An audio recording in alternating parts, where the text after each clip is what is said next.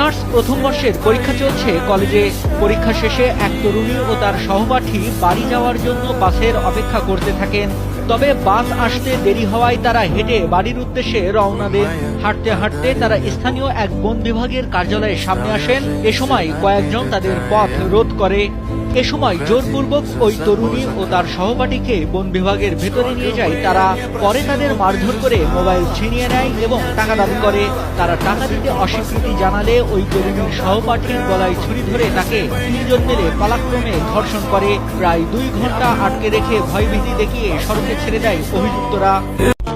এইটাই নাকি ভাই আমাদের সুন্দর জীবনযাপন করার সোনার বাংলাদেশ।